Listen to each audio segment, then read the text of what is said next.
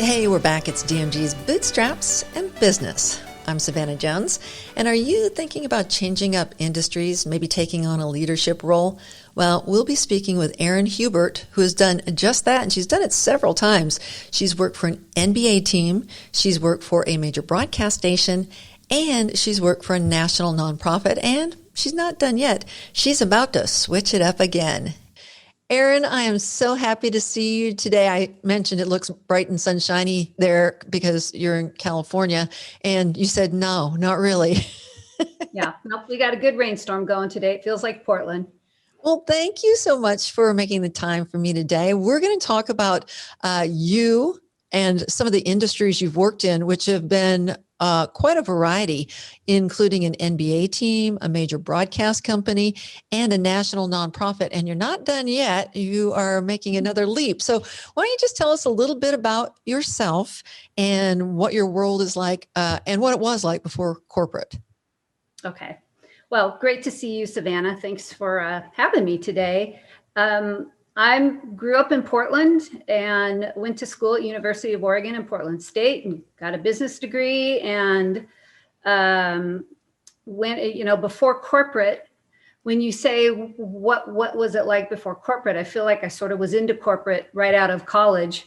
So that's all I've ever known to a large degree. But took a job out of college got my business degree. And I'll even back up a little further, started out studying psychology, thought I wanted to be a vet. Then I thought I wanted to be a psychologist. So I was all over the board.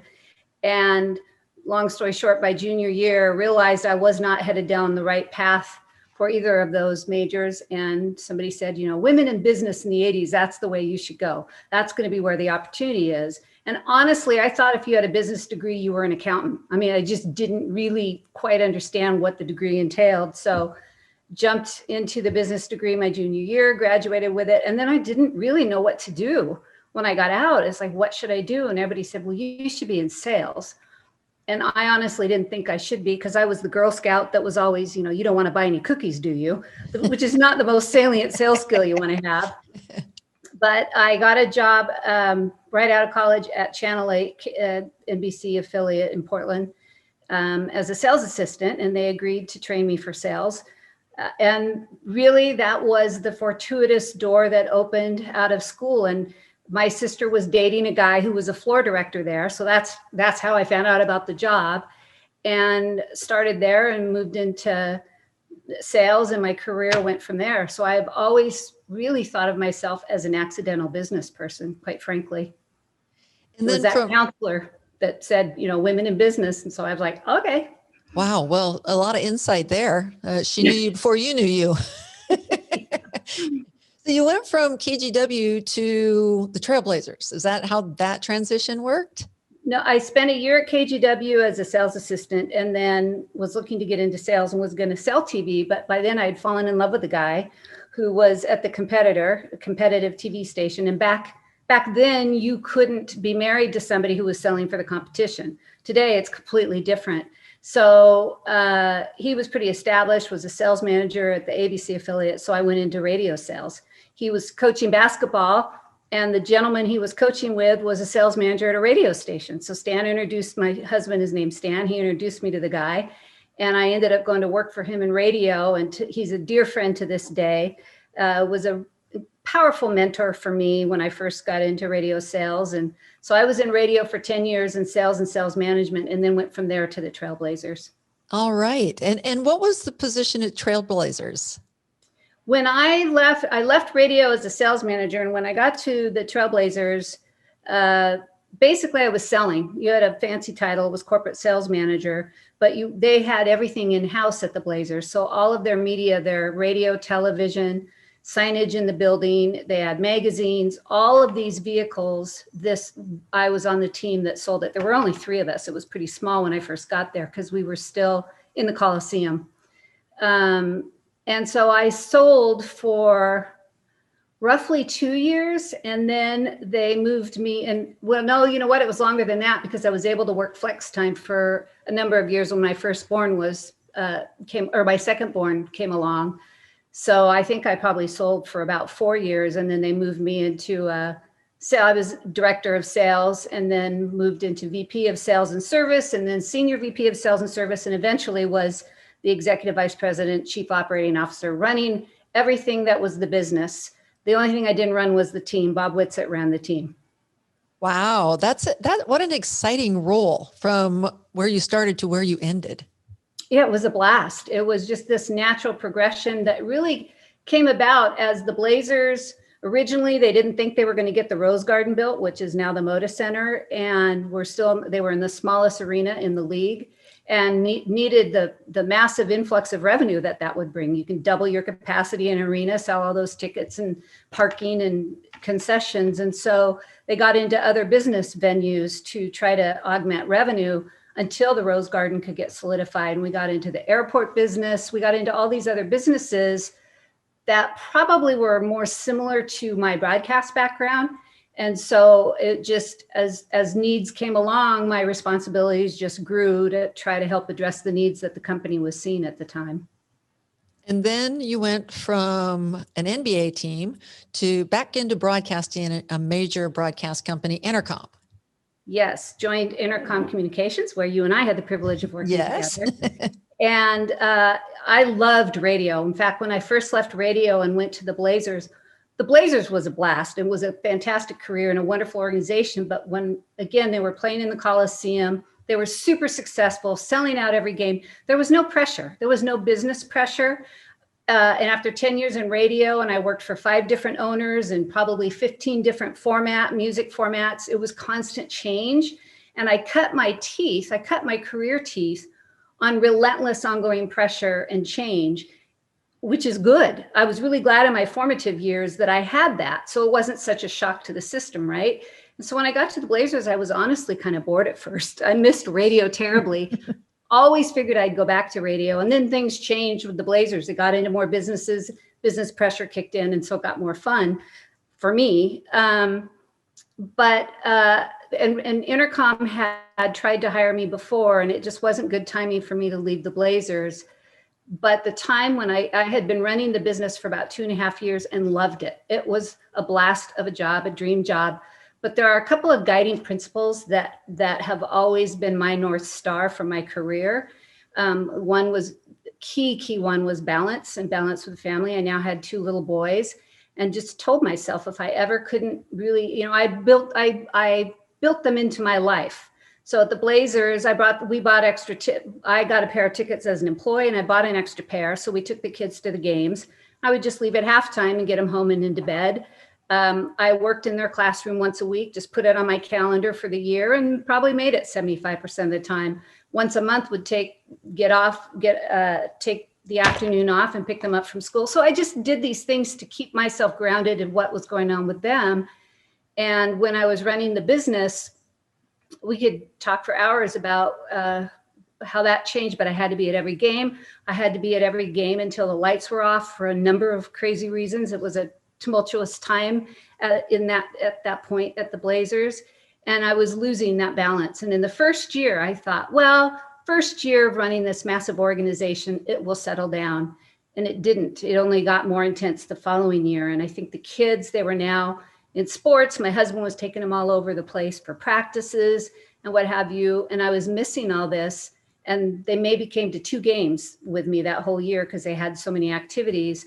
So after the second year, I realized as much as I love this job, I will lose what I have said is the most important thing to me in the balance. And the kids were in middle school and we're going to go into high school. And so Entercom, just as I had this thought that I probably can't keep doing this much as I'd like to, Entercom called again and had the VP GM position open. And so I joined Entercom. That was in 2003, I guess.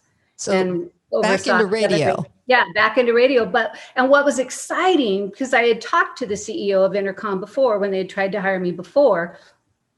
And so I was very excited about what was happening in radio and consolidation. So when I left radio, it was singular stations. You might have one company that owned an AM and FM, but it was one station. If there were 28 stations in the marketplace, there were probably 25 owners.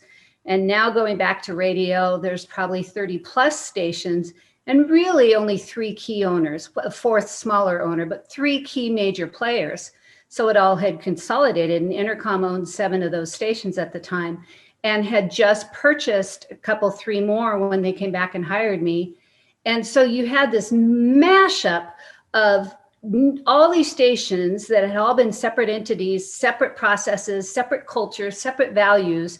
And I don't think radio had really spent much time yet of like, how do we do this and bring all these people together and create one company and one culture in a way that we can succeed. And so that, for me, I love business case studies. That was a business case study to come back to a business I loved and navigate the new groundwork, as it were, in terms of what it meant to have all these stations under one roof. It was just a blast. And you said that there were 2 guiding lights. So one was balance, and what was the other? It's kind of a combination of things, but it's really always do the right thing. You know, it's the golden rule to some degree, you know, do unto others what you'd want done to you.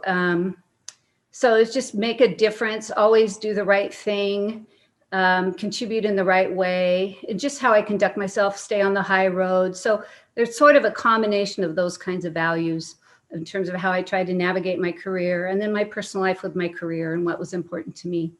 So with Entercom getting in and them just consolidation and multiple stations and multiple cultures and multiple formats, how did that pan out? Like from beginning to when you left? I mean, were they able to meld that? Did you feel like there was progress made in that arena over that course? Yeah, we were able to do some really interesting things. For one thing, so I'd been in radio before and understood the business. It's a commoditized business. You do thousands and thousands of deals every year selling airtime, right? That's really the business of what we're doing, and selling the airtime for wonderful personalities like you. At the Blazers, it was a much longer term business cycle. We were selling 3, 5, 10-year deals, multi-million-dollar deals, a bigger level of business sophistication, if you will, going straight to CEOs. You weren't dealing really with ad agencies, and everything was new business. Everything you went out and found, it wasn't business that came to you. In the media world, probably 70 to 75% of the business comes to us through ad agencies, and we bid for it, right? We price ourselves for it, if you will. That's the commoditized side of it.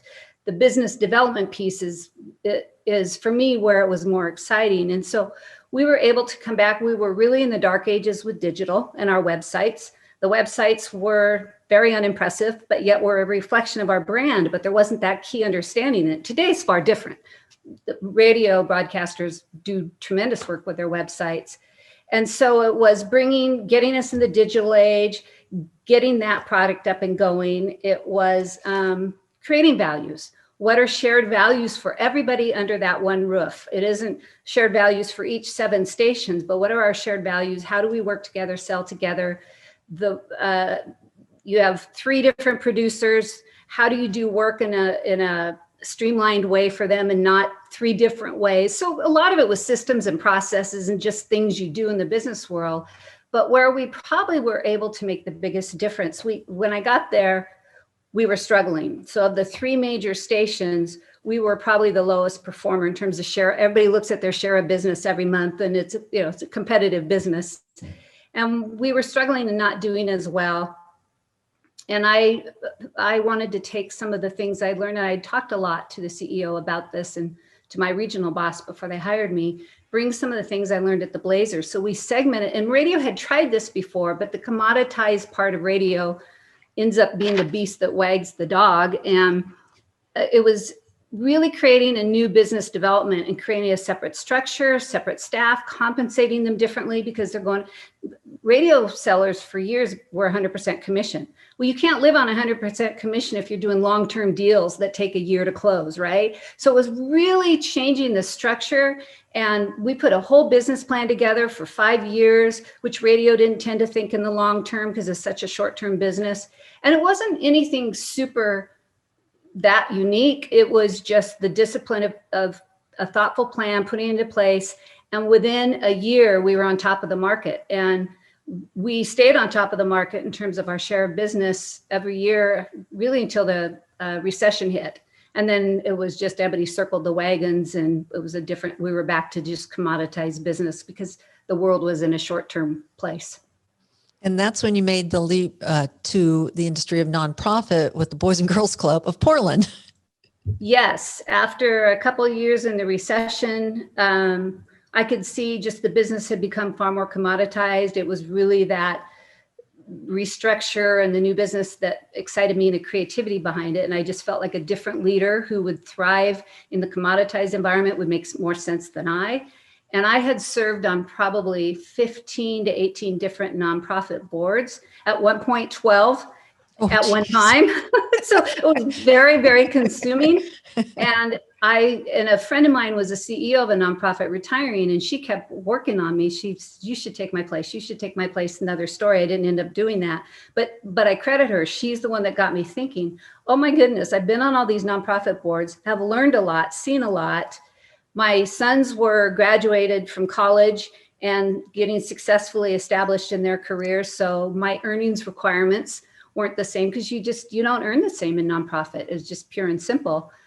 And I was on the board at the Boys and Girls Clubs when it was co-CEOs, a married couple, suddenly left.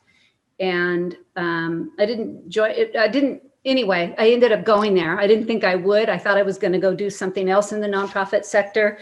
But a couple of things. One was a young boy. We were in a meeting, and an employee came into our meeting in tears that a young boy, a 10-year-old boy that was a member of the club, had committed suicide. He didn't do it in the club, he did it at home. But 10, and this was in 2012, that's young. It's still young, but that was a new horizon to have a 10-year-old do that. And I lost a brother to suicide, and it was just this crystallized moment that hit me in that meeting. I want to be here. I want to be in this organization where we get the children at 6 and we can really have an impact on their life. So hopefully you don't see things like that happen. So I spent 8 years at the Boys and Girls Clubs, just literally wrapped up my tenure with them at the end of December. And you're not done yet. You've chosen another industry, so you're making another leap. What does that look like? Because you haven't started yet, right? No, I haven't. And, really, if I could have, I would have stayed with the Boys and Girls Clubs at least another 3 years, because I really wasn't ready to retire. But I ran a sports organization, ran a media organization, and ran nonprofit. And I'll just contrast the Blazers budget at the time when I was there for all the things that I oversaw was maybe 130 million or something like that. And the Boys and Girls Clubs budget when I got there was 2.9 million. And I remember thinking, how hard can this be? Which is a terrible, I thought it's a small organization. I can transfer my business skills. It needs some solidification. I had some ideas of what I wanted to do to impact children, and walked into a lot of challenges, some legal issues that came up right before I started, of youth on youth abuse, and just some really difficult things. That 8 years was the most challenging, sometimes terrifying 8 years of my career, by far the most blessed and most rewarding. But nonprofits, boy, I'll tell you, they don't have a net, and you have to go out and raise all the money, and you have these critical issues you're trying to solve, and yet you're trying to keep the wolf away from the door. It is a really challenging situation. And so my whole goal when I got there was to make the organization sustainable and financially stable, and in a place where you didn't have to live hand to mouth so much and just be so desperate for money, because you don't operate at your best when you're desperate to try to get revenue in the door. And we were able to do that. We also built a $10 million new club out in the Gresham area. So some really great things. But at the end of that 8 years, I could tell that my legs were tired, that I really felt like fresh energy. I've always tried to look at my shelf life. Either it was I wasn't achieving the balance I needed to at the Blazers, or the commoditized business of radio I knew took a different skill set that I didn't really want to indulge in. And here it's time for a fresh leader. And frankly, a leader that better reflected the children that we served in the communities that we served in terms of the background. And we got this amazing, amazing gentleman, Terry Johnson, who grew up in the Boys and Girls Clubs in Texas. And he is phenomenal. But so long story short, if I could have, I would have stayed longer, but I just really felt like that wasn't best for the organization. I would start to have diminished return. And so I was going to take some time off. I'm taking my little sabbatical down here in the desert of California, hiding out because COVID's so big down here. Right. Thinking, I'll do something. I'm not sure what. There were some sports opportunities. The national organization, Boys and Girls Clubs of America, had talked to me about an opportunity, but I wasn't in a hurry. And then Sheriff Mike Reese, who's Multnomah County Sheriff, who's on my board at Boys and Girls Club, has been for years. I just think the world of him. Came to me. He had restructured the sheriff's office, and he has 4 different bureaus, and one of them is the Business Services Bureau. And so he asked me to be the chief of the Business Services Bureau. Somebody had just left to stay at least through his elected term, which is the end of December of 2022, or possibly longer if I want. So I'm going to step into that role on March 1st. It just seemed really intriguing. Difficult year, or a difficult time, I should say, for law enforcement and public safety. A lot of division around it. And so I always like a challenge. And I'm excited to go in and maybe try to be part of a team that helps address some of those issues and how can we function better in society today, given the issues that we're seeing. So, you said that you've had choices. So every time you make a jump into another role and into another industry, I feel like in my past and probably in your past, you've had opportunity and choices.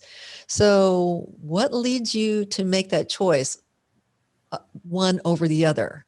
Like, is it the corporate priorities, personal priorities, or do those meld? Because searching out opportunities, you have to cast a wide net. Yes, and then you have to work multiple corporations, multiple people, multiple paths.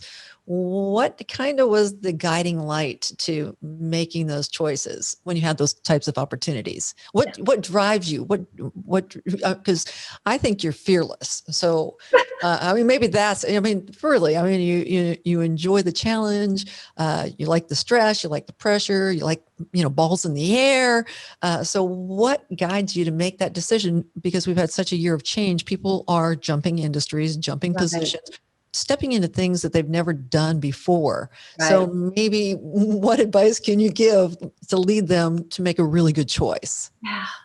Boy, I don't know if I'm much of an expert on that. For one thing, I've been super blessed because my career has unfolded so organically. It just would be just as I was at a point of thinking, you know what, I think I might need to make a change, and thinking about that and what I might want to do. Doors would open. Of course, I was looking for doors. So, sometimes doors can open, you don't see them, or they open and you say no to them. So I've never had the rug pulled out from me, right? And a lot of people do, especially in the broadcast business, in any industry or sector that is facing constant change. We're in a world today where rugs being pulled out from under you are more common, and then add COVID or an epidemic or a pandemic into the mix. There's so much out of our control. And I remember hearing somebody talk one time. It was actually when I was at the Blazers, and you had a lot of people working there who'd been 20 plus years, 30 plus years. It was like a university in tenure. Nobody ever left, and maybe they performed well, maybe they didn't.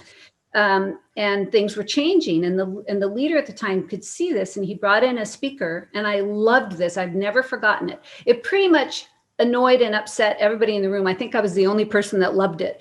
But this gentleman speaking was talking about change and the rate of change, and that your father, who worked for the utility company for 40 years and got the diamond pin when he left, and that's a day of the past. And in fact, there'll come a time where if you're in an organization for 20 years, you might be looked at as less than, because you haven't had. So the values in the corporate world were changing. And so he was speaking to all this, and he'd spoken all morning, and then he stopped and said, "Most of you don't like what I'm telling you right now." I was more energized by what he was saying, right? Because I'd cut my teeth on change in the radio world. And he said, "If you don't like what I'm saying, here's my suggestion for you." And he had an easel, and he drew this big circle. and he said, oh, what was he said? This is the world. It was something about get over it. Now I can't remember exactly how he said, but he drew a big circle. There was a pinpoint that was you. He said, it's constantly changing. You have no control. Get over it. That was basically his final advice. And that, so I've always taken that to heart. Remember, I started out in sales and I was commission sales, 100% commission. You don't sell, you don't produce, you don't get paid. So I had that at a very, very important part of my career instilled in me. I always had to perform. So my whole career, I've either been selling or responsible for sales or responsible for a company and its bottom line. Whether you're a nonprofit, sports, radio, that's all the same. It was just harder in the nonprofit world. And I had to perform. And if I didn't perform, then I better get out of the way, which is also why I would always look at my energy level and what I bring to the party. Am I still bringing what is needed? And so I was fortunate. When you come up through sales, if you perform, you always have a job and people want you. So I was in a career piece that you are pretty hireable if you perform all the time. And I never forgot that. And I always told myself, if I lose my job in media, I'm a general manager running stations, I'll call somebody up and say, give me a desk and a phone. Don't pay me anything till I sell something. I never had a problem going back into sales. I could go back to sales and most people, oh, once you're a GM or a sales manager, you can't, selling's great. And so that was always my piece of like, what's the worst thing can happen? And can I live with it? And can I create my own reality for myself? And so that's not as easy for other people in specialized worlds and specialized roles. So my advice doesn't necessarily play for everyone. And I always, once I knew it was time to leave the Blazers, I would just rethink. I was like, what? And it wouldn't be immediate. I was like, okay, between now and say the end of the year, I'm probably going to need to figure this out because I have there's only so much more time I want to lose this time with my kids. And I got lucky that Entercom came knocking again. If they hadn't, I would have figured something out. I would have called up a radio station. They're like, you're too overqualified. You can't come sell for us. Give me a phone, give me a desk. Don't pay me anything until I sell it. That was always going to be, that was my security. And then even with the nonprofit world, I think there was a moment where bringing business into the nonprofit world was looked at more often. It hadn't been at one point, and I got lucky with the timing of that. So I've been really lucky. I'm not really answering your question. And so for people who are, and you and I have talked a lot about this, I think for people who are trying to start again, they've been in a job and they might be trying to start in a whole new sector, a whole new different kind of career, something where mine was fluid and sort of evolved and was still always running. There was a lot of similarities and symbioticness. It's trying to sit down and really figure out carefully and talk to people and sounding boards and recruiters or whatever. What's your passion? What are you good at? What do you want to do? What don't you want to do? It's easier for me to eliminate what I don't want to do and don't like to do. It's hard for me to sometimes focus because I like everything. And what are those industries? What are those companies that are out there that appeal, that are in this? And do you have, if you were able to get hired in those jobs, do you have what it is needed? Is there more education you've got to go get? What is it you need to do to set yourself up to be in a position to get hired where you want to get hired? And maybe you just go set up informational interviews. I look at interviewing for jobs as sales. It's a mad scramble. You're just calling people, dialing them up, trying to figure out, will someone meet with you and find out if what you have to offer meets their needs? Well, you're your own product, right? You're calling people up and so let's say I've been a firewoman all my career and I want to go into marketing now and I want to be a marketing director somewhere.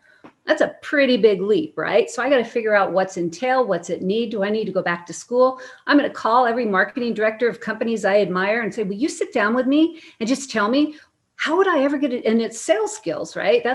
These are the probing skills I learned as a salesperson. What would it take for me to be a marketing director? I've been fighting fires all my life. Where are the commonalities, if any? Where aren't they? And is it something you can legitimately do? And in the meantime, do you have to get food on the table? And I'm trying to be a marketing director in the next 60 days because you got to assess your own personal situation. And maybe you got to get food on the table and maybe you go work for Starbucks and be a barista, which is a great thing, but But if you want to be a marketing director, that's not the job. But you go be a barista for the time to get food on the table, to learn, so you have to look at your personal situation. What are your needs? Got to get the needs met. What do you aspire to do? And it's a long-term game, right? It's a bigger picture. And so maybe you don't get there next year. And maybe you find out being a marketing director doesn't make sense at this point. Let's say I'm a 50-something woman. I'm older than that now. I've been fighting fires for 50 years, so you have to be realistic, but I also believe you can do whatever you want to do.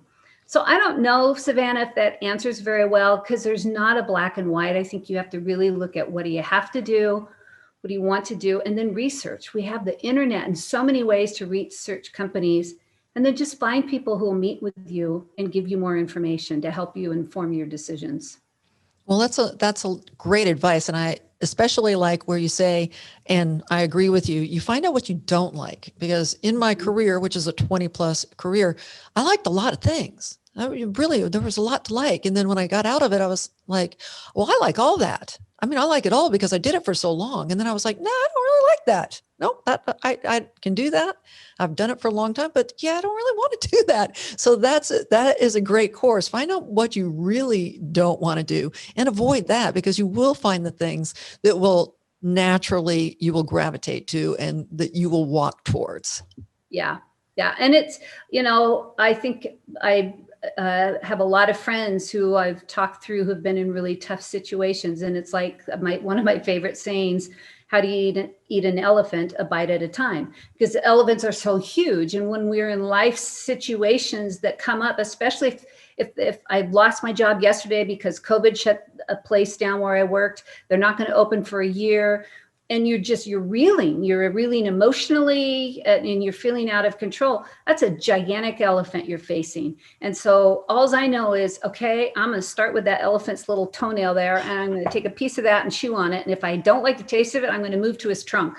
But somehow you've got to start somewhere and get action and get going, especially to just with the confidence piece of it. There's a lot. It's a tough time in our world, I know. Right. And a lot of people are going through unprecedented change, and they're having to make those changes on a dime. And then some are getting that extra time to, eat more of the elephant, and others are just having to eat bigger pieces as they make their way. So this is great information and great advice, because it is an odd time in the world. It is a really odd time. And it's also, where are you trying to get to in your career? And if you just had the rug pulled out from under you, you don't have to get there tomorrow. We're still probably a year of this craziness. And so just don't forget the long run. Where are you trying to get to? But what do you need to do right now to survive and get through it? And that will keep you on a course to get to where you want to get to in the long run. And maybe you take a year doing something you never thought you'd do and that you never wanted to do, but it pays the bills and gets you through that year and gives you time to think about how are you going to lay the groundwork for when we get through this for what you want to really do. And don't forget where you've been, because, I think sometimes people do forget where they've been, and they're looking so much at where they have to go or where they want to go, they forget how much they can contribute to where they're going to go. Yes, and what they have. That's why I was kind of using the silly analogy of a firefighter and marketing. Those are so two different skill sets. But there's native instincts, there's native skills. Maybe this fireman did all the marketing for the firehouse, or firewoman for the fire. You never know there's a lot that can always be transferred, and it's inventorying that and knowing that is really important. That's a good point. Well, I want to thank you for joining me. But before we go, I just want to find out, is there anything that you're focusing on for 2021? Like, is there a personal plan, or because everything is so weird right now, that with travel and with work and families and gatherings but is there something in 2021 you're focusing on, kind of not to take your mind off all these other nonsensical things, but just something maybe personal, because we know you're going to start a new job? Yeah, just two things that I'm probably far more mindful and conscious of today, but I've always tried to be, that come to mind are gratitude and make a difference. So just really trying to focus on the gratitude and the headlines. There's so much out there that can bring you down. And yet there's a lot about COVID that has given us many things to be grateful for. And we've all learned how to work in this world of Zoom. And we've just learned new skill sets and self-reliance that we didn't know we had. And that's good stuff that's going to help us in the long run. And then just, how can I make a difference in whatever situation I'm in? And if I can't, then get out of the way. Right. Well, thank you so much again. Enjoy the sun when it finally comes back out. And when do you start your job? What's the March break? 1st. Yeah, So I'll be down here till later February and then come home and I'll start March 1st. Well, congratulations on your new position. Very exciting. Thank you. Thank you, Savannah. And I'm excited for the work that you're doing. It's very cool. Thank you. And have a great day. We'll talk to you later. All right. Take care. Bye-bye. You too. Well, hopefully you've heard something here that's going to help you maybe jump industries or take on a new leadership role. If you'd like to find out more about Erin, Hubert, DMG, or these podcasts, check out the show notes. And once again, thank you for checking us out. I really appreciate it.